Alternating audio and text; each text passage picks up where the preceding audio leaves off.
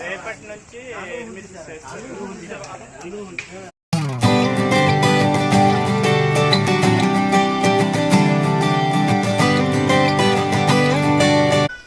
September 2న అయితే pre medical క్యాంపుకి అనేసి బయలుదేరామండి 58 మంది. సో సెప్టెంబర్ 2న బయలుదేరిన మేము సెప్టెంబర్ 3న అయితే అడ్మిట్ అయిపోయామండి. సెప్టెంబర్ 3, సెప్టెంబర్ 4, సెప్టెంబర్ 5న ఈ 4 రోజులు హాస్పిటల్లో ఉండి సెప్టెంబర్ 6లో అయితే మళ్ళీ డిశ్చార్జ్ తీసుకొని వచ్చేసామన్నమాట. మేము అసలు అక్కడ ఎలాంటి సమస్యలు ఎదుర్కొన్నాం అనేది మీకైతే చూపించే ప్రయత్నం అయితే చేస్తున్నాను. సో మీరు లాస్ట్ వరకు అయితే చూడండి. అక్కడ తీసుకున్న ఈ ఎక్స్రే ఫార్మ్స్ కానీ లేదంటే ఇక్కడ ఇంకా వాళ్ళు ఇచ్చిన కొన్ని డాక్యుమెంట్స్ ఉన్నాయన్నమాట. అవన్నీ కూడా లాస్ట్ లో అయితే చూపిస్తాను. అక్కడ మెయిన్ గా ఏంటంటే ఎవరికైతే ప్రాబ్లం ఎక్కువగా ఉందో ఆపరేషన్ అంటే సర్జరీ పడే వాళ్ళకి, అలాంటి వాళ్ళకి మాత్రమే మెయిన్ థింగ్ అక్కడ సర్జరీ చేస్తున్నారు అనమాట. నార్మల్ జబ్బులు ఉన్న వాళ్ళకి, నార్మల్గా ఉన్న వాళ్ళకి మాత్రము బేక్ బోన్ అయినా సరే ఏదైనా సరే మీకు పెయిన్ ఉన్నా కానీ ఏది ఉన్నా కానీ కడుపులో మంట ఉంటుంది చూడండి, అలాంటి దానికి కూడా మీరు ప్రీ మెడికల్ క్యాంప్ ద్వారా అయితే వెళ్ళొద్దండి. ఒకవేళ వెళ్ళినచో మీకు ఆరోగ్యశ్రీ కార్డు ఉండాలి. అక్కడ నేమ్ లేకపోతే మీకు మళ్ళీ ఆ సర్జరీ కానీ ఆ ట్రీట్మెంట్ కానీ అందదండి. నార్మల్ జబ్బులకైతే అసలు పట్టించుకోనే లేదు. అక్కడ మాకు అలా తీసుకెళ్లి కొన్ని రోజులు అలా వదిలేసారండి. మేము అందుకనేసి ఈ ఒక చిన్న వీడియో మీకు చూపించే ప్రయత్నం అయితే చేస్తున్నాను అనమాట. లాస్ట్ వరకు చూడండి. మంచి మెసేజ్ అండి. ఈ వీడియో చూస్తే మీకు తప్పకుండా యూజ్ అవుతుంది. మనం డబ్బు లేని వాళ్ళమని మనకు తీసుకెళ్లి అక్కడ అసలు ఆ ట్రీట్మెంట్ కూడా సరిగా అందించట్లేదండి. మనం ఇంకా బయట అయితే ఎక్కడ డబ్బులు ఇచ్చి చేసుకోలేమనే ఉద్దేశంతో వెళ్ళిపోతున్నామే తప్ప నిజంగా అక్కడ ఏం జరుగుతుంది అనేది కూడా తెలుసుకోకుండా వెళ్ళడం అనేది. ఇదేనండి ప్రీ మెడికల్ క్యాంప్ కి సంబంధించిన పాంప్లెంట్. ఈ డేట్ లోనే మేమైతే వెళ్ళామన్నమాట. ఇది కూడా ఆ ట్రస్ట్ కి సంబంధించిందే. సో ఇక్కడ నుంచే మా జర్నీ అయితే స్టార్ట్ అయిందనమాట. ఇదే ప్రీ బస్. చాలా మంది కూడా ఇంకా వాళ్ళకి ఉన్న సమస్యను తీర్చుకోవాలనే ఉద్దేశంతో అయితే 58 మందికి కూడా పేషెంట్లు అనేవాళ్ళు సిద్ధపడి వచ్చారనమాట. సో మేమందరం ఒకే ఊరు వాళ్ళమైతే కాదండి, 6 ఊర్లు కలిపి మేమైతే ఈ మెడికల్ క్యాంప్కి అయితే బయలుదేరడం జరిగిందనమాట. చాలా సీరియస్ కేసులు కూడా ఎక్కడైతే ఉన్నారు చూడండి. ఈ బామ్మకి అసలు ఐ ఇన్ఫెక్షన్ అనమాట. అసలు కళ్ళు సరిగ్గా కనిపించకపోవడం అది పెద్ద ప్రాబ్లం. ఇదిగోండి ఇక్కడ మంగళవారం జంక్షన్లో అయితే సంత అవుతుందనమాట. మంగళవారం రోజే బయలుదేరాం కదా. వ్యూ అయితే చాలా బాగుందండి. వ్యూని అయితే చక్కగా ఎంజాయ్ చేసాము మేమైతే. అసలు అక్కడ ఉన్న పేషెంట్లు అనేసి కూడా మేమైతే మర్చిపోయాం. అందరం కూడా ఏదో టూర్ వెళ్తున్నట్టు అయితే ఫీల్ అయ్యామన్నమాట. మీరు కూడా ఈ వ్యూ చూసి ఎంజాయ్ చేయండి.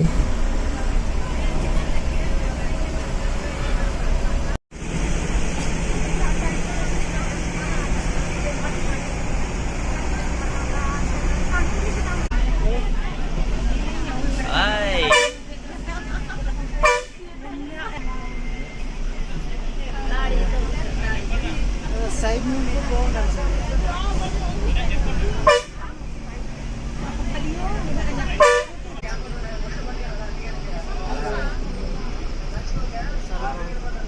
అవునా? లేకపోతే ఇప్పుడు మబ్బు వేస్తుంది.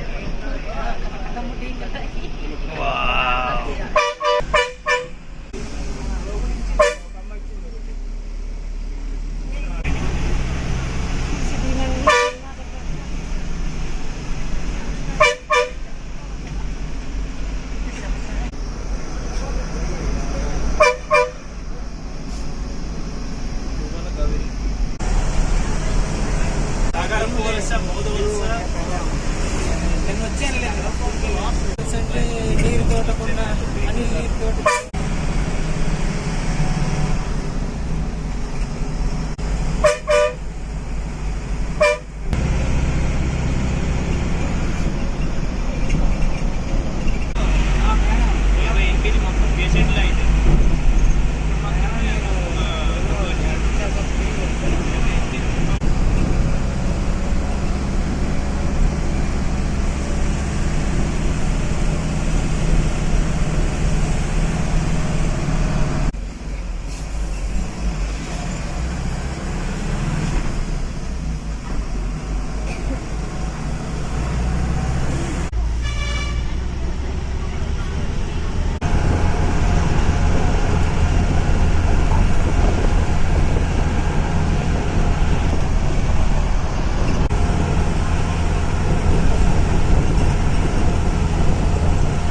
మొత్తానికి అనిల్ నీర్కొండ హాస్పిటల్లో అయితే ఎంటర్ అయిపోయామన్నమాట. క్యాంపస్ ఎంట్రన్స్ ఇదే.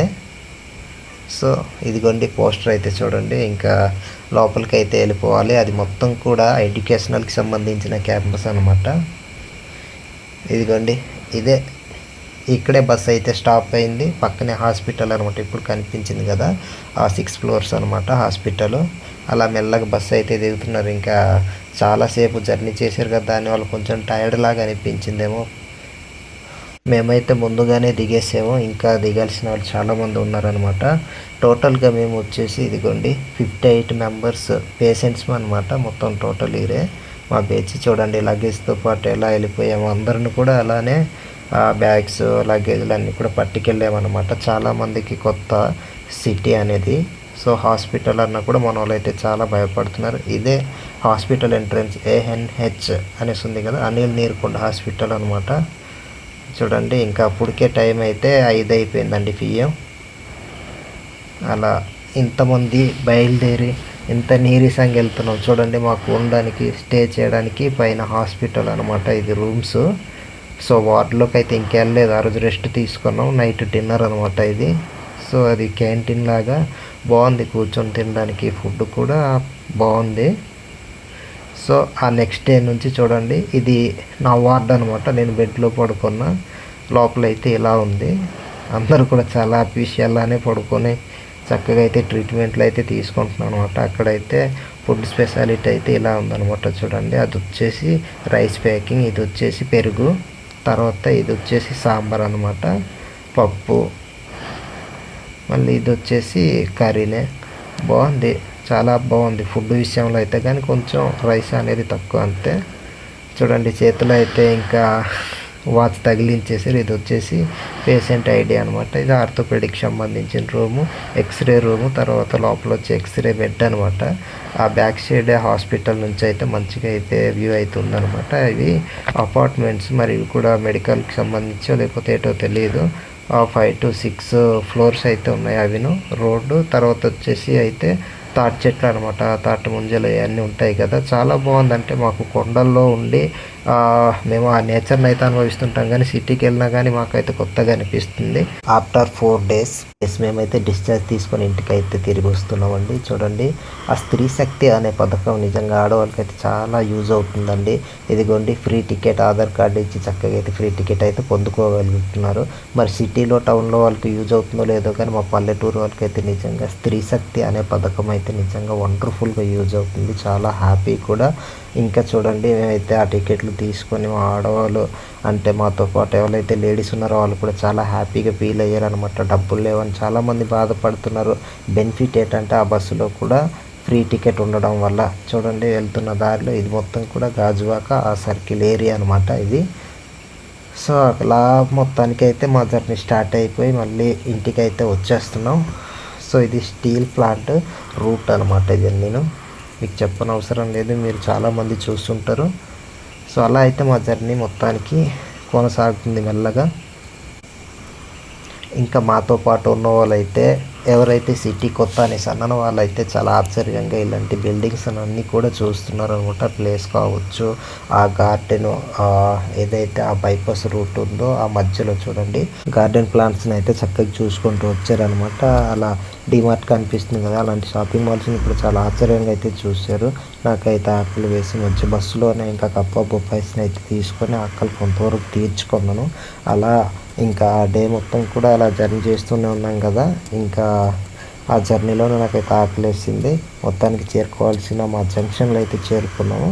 సో చింతపల్లి రూట్ అనమాట ఇది. ఇంకా ఆకలితో తట్టుకోలేక ఇదిగోండి ఫాస్ట్ ఫుడ్ సెంటర్కి వెళ్ళి చికెన్ నూడిల్స్ని అయితే లాగించానండి. ఇదిగో నాతో పాటు వచ్చిన పేషెంట్స్ అనమాట.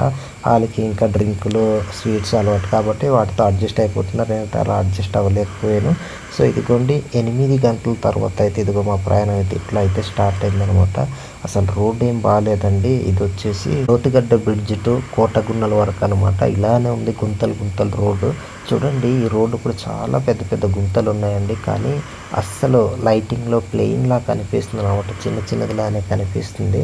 బట్ ఇక్కడ నుంచి 2 వీలర్ వెళ్ళాలన్నా చాలా ఇబ్బంది అనమాట. ఇంకా అంబులెన్స్ విషయంలో చూస్తే ఎవరైనా ఇంకా ఎమర్జెన్సీ పేషెంట్స్ అలాంటి వాళ్ళు ఉంటే మాత్రం నిజంగా మార్గ మధ్యంలో కూడా చనిపోయే పరిస్థితి అయితే ఉంది. ఇలాంటివి చూడండి అధికారులు కూడా పట్టించుకోవాలండి. ఎందుకంటే చాలా పెద్ద పెద్ద గుంతలు ఇవి, అసలు వెళ్ళడానికి కూడా అవ్వట్లేదు. డ్రైవర్ సరైనోడు కాకపోతే ఇంకా అంతే, మనం వెళ్ళి మళ్ళీ ఇంటికి తిరిగి రాలేనటువంటి పరిస్థితి. అసలు ఇక్కడికి అంబులెన్స్ రావాలంటే కూడా చాలా కష్టం ఉంది, అసలు రాలేదు. ఇది నైట్ కాబట్టి గుంతలు సరిగ్గా కనిపించట్లేదు, ఇంకా డే అయితే ఫుల్గా గుంతలు అయితే పెద్ద పెద్దగా కనిపిస్తాయండి. మొత్తానికి ఇంకా 9:30 ఆ ప్రాంతంలో అయితే ఆటో మమ్మల్ని దించేసి మళ్ళీ రిటర్న్ అయితే అయిపోయింది. చూడండి, ఇది మా ఊరు అయితే కాదండి, ఇంకా అలా వస్తూనే ఉన్నాం, నడుస్తూనే ఉన్నాం. అక్కడ నుంచి చూడండి, మేము నడిచే వేలో ఆ చిన్న కెనాల్ అన్నమాట. ఇంకా ఇది మట్టి రోడ్డే చూడండి, అసలు లైట్లు కూడా మాకైతే సరిగా లేవు. అలా ఇంటికి రావాల్సి వచ్చిన పరిస్థితి వచ్చింది. కొంతసేపు నడిచాక ఊరైతే వచ్చేసాం అనమాట. అప్పటికే 10:30 ఆ ప్రాంతంలో అయితే ఉన్నామన్నమాట. అందరూ కూడా నిద్రపోయి ఉన్నారు. అప్పుడు మేమైతే ఇంటికి చేరుకున్నాం. చూడండి, ఇంకా అసలు కనిపించట్లేదు కూడా. ఈరోజు జర్నీ అన్కంఫర్టబుల్గా అయితే ఉంది, చాలా ఇబ్బంది పడ్డాము. ఇదిగోండి, ఇంటికి రావడానికి 10:30 అయితే అయిపోయిందండి. సుమారుగా 10:29-30 ఆ ప్రాంతంలో అయితే చేరుకున్నాం అనమాట. ఇక్కడ ఈ ఎక్స్రే చూసిన డాక్టర్ కూడా ఏంటన్నారంటే, బేక్ బోన్కి సంబంధించిన ఎక్స్రేని చూసి అయితే బేక్ బోన్ అయితే వీక్గా ఉంది, దానికి కొన్ని మెడిసిన్ తీసుకుంటే సరిపోద్ది, ఎక్సర్సైజులు చేస్తే సరిపోద్ది అన్నారండి. అలానే వచ్చేసి నాకు ఈ ఫింగర్ అనేది చిన్నది బోను ఎముక ఏదైతే చిన్నది సైడ్ అయినట్టు అయితే అనిపిస్తుంది అనమాట. దానివల్ల నేను ఆయన పెద్ద డాక్టర్ కూడా చూపించాను అనమాట. ఆ పెద్ద డాక్టర్ కూడా సింపుల్ గా అన్నారు, అంటే సరిగ్గా ట్రీట్మెంట్ చేయలేదండి, అక్కడే మనం చెప్పుకోవచ్చు. ఆయన నా చేతును పట్టుకొని ఇట్లా ఫామ్ చేస్తూ చక్కగా చెక్ చేస్తుంటే ఆయనకు అర్థమయ్యేదేమో కానీ ఏ విధంగా పంపించేయాలా అన్న ఉద్దేశంతో మాట్లాడినట్టయితే నాకు అనిపించింది. దీన్నైతే మనం ట్రీట్మెంట్ చేయకూడదు, ఈ ఫింగర్ కి ఎఫెక్ట్ అయితే వస్తుంది అనేసి అన్నారనమాట. దీన్ని నార్మల్ గా మెడిసిన్ వాడుతూనే తగ్గించుకోవాలి అనేసి అన్నారనమాట. సో ట్రీట్మెంట్ అయితే మొత్తానికి తప్పతగిల మాకు చేసి పంపించారండి. ట్రీట్మెంట్ అయితే చక్కగా అయితే జరగలేదు. మొత్తానికి వచ్చేటప్పుడు కూడా మేమైతే కొన్ని ప్రాబ్లమ్స్ అయితే ఎదుర్కోవాల్సి వచ్చిందనమాట. పాపం వాళ్ళు ఫ్రీ బస్సు పెడతామన్నారు, ఇంకా పెట్టలేదు. ఇంకా మేమైతే కొన్ని ప్రాబ్లమ్స్ ను చాలా ఫేస్ చేసి వచ్చాం. బట్ అక్కడ బస్సుల్లో లేడీస్ కూడా కొంచెం ఫ్రీ సీట్లు అవ్వడం వల్ల, ఫ్రీ టికెట్ ఉండడం వల్ల మేమైతే ఇంకా హ్యాపీగా అనేసి వచ్చేసాం. కానీ లేకపోతే చాలా బాధపడాల్సింది. చాలా మంది కూడా మేమందరూ కూడా డబ్బు లేకపోవడం వల్లే కదా ప్రీ మెడికల్ క్యాంప్కి వెళ్ళాము. అసలు అలా స్పాన్సర్ చేసే వాళ్ళు కూడా మీరు అబద్ధాలు చేసి తీసుకెళ్లొద్దు. ఏదైతే నిజం ఉందో దాన్ని నిర్భయంగా చెప్పేసి తీసుకెళ్ళండి. అప్పుడు పేషెంట్లు వస్తారో రారో అనేది వాళ్ళ ఇష్టం. అంతేగాని మీ ఆశకి, మీ అవసరానికి తీసుకెళ్లి వాళ్ళని అలా వదిలేయడం అయితే అసలు మంచిది కాదండి. అందుకనేసి అలా రిటర్న్ వచ్చినప్పుడు అయితే ఆ హరీష్ సార్ తో ముఖాముఖిగా ఫోన్ లో చాలా సీరియస్ గా మాట్లాడుకోవాల్సిన సందర్భాలు అయితే ఎదుర్కొన్నాను అనమాట. అసలు నాకు అలా మాట్లాడడం ఇష్టం ఉండదు. కానీ ఆయన పల్లెటూరోలు కదా, ఏం చెయ్యలేరు, ఏం చెప్పినా వినేస్తారు, నమ్మేస్తారు అనే ఉద్దేశంతో మాట్లాడినట్టుగా అనిపించి నాకైతే కోపం వచ్చి ఆయనతో కొంత ఘర్షణ కూడా పెట్టుకోవాల్సి వచ్చింది. చాలా కోపం వచ్చేసి ఇంకా ఆయనకి హుటాహుటిగా మాటకి మాట మాట్లాడుకున్నామండి. ఆయన కూడా మాకైతే ఇంకా ఫ్రీ బస్ అయితే ఇంకా పెట్టలేదు. ఇంకా మేము అలానే చాలా బాధతో వచ్చాము. చూసారు కదా, నైట్ రావడానికి అయితే ఇంకా 10:30 అయిపోయింది ఇంటికి చేరుకోవడానికి. అప్పుడుకనే మేము ఏదైనా బయట ఒక స్వీట్ ప్యాకెటో లేదో ఏదో ఒకటి తెచ్చుకొని తినేసి పడుకోవాల్సి వచ్చింది నిన్నైతే. ఇదనమాట మా పరిస్థితి. కావున మీరందరూ కూడా అలర్ట్ గా ఈ వీడియో చూసిన ప్రతి ఒక్కరు కూడా అలర్ట్ గా ఉండి మంచి ఆర్గనైజేషన్ లో, మంచి ట్రస్ట్ లో మాత్రమే ఈ ప్రీ మెడికల్ క్యాంప్ కి అయితే వెళ్ళండి. మాకు ఎక్కడైతే పికప్ చేసుకుందో మళ్ళీ అక్కడే డ్రాప్ చేస్తున్నాను చెప్పడం వల్ల మేము ఇంతమంది నమ్ముకొని వెళ్ళి ఇంత ప్రాబ్లమ్ ని ఫేస్ చేయాల్సి వచ్చిందనమాట. నాకు వచ్చేసి మెయిన్ గా అయితే బేక్ బోన్ ప్రాబ్లము, అలాగే ఫింగర్ కదండి. అక్కడ తీసిన ఎక్స్రేలు అయితే మీకు చూపిస్తున్నాను. ఎందుకంటే నేను ఈ ఎక్స్రేలో చూసినా నాకు తెలియదు కాబట్టి.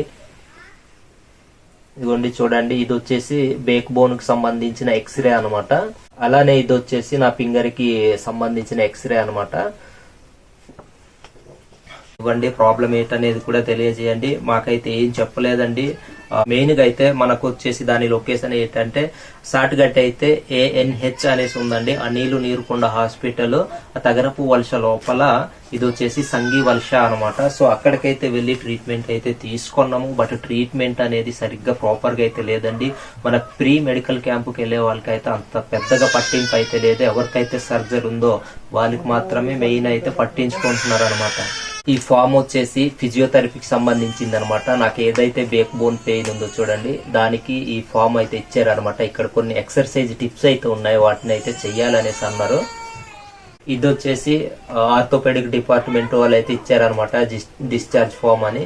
నా ఎక్స్రే ఫైల్స్ ని చూసారు కదండి, మన వ్యూవర్స్ కావచ్చు, మన సబ్స్క్రైబర్స్ కావచ్చు, లేదా మన ఛానల్ ని మొదటిసారి చూస్తున్న ఎవరైనా సరే ఆర్థోపెడిక్స్ అలానే ఫిజియోథెరపీకి సంబంధించి మీరు మెడిసిన్ చదువుంటే మాత్రం నా ప్రాబ్లం ఏంటనేది కింద కామెంట్ చేయండి. మాకు ఎవరైతే ఆర్గనైజ్ ద్వారా హరీష్ గారు తీసుకెళ్లారో ఆయన అయితే అసలు మాకు తీసుకెళ్లి అలా వదిలేసారో ఆయన అయితే ఇంకా మాకు ట్రీట్మెంట్ జరుగుతుందా లేదా అనేది కూడా పట్టించుకోలేదు. దాని విషయంలో అయితే మేము చాలా ఇబ్బంది పడ్డాము.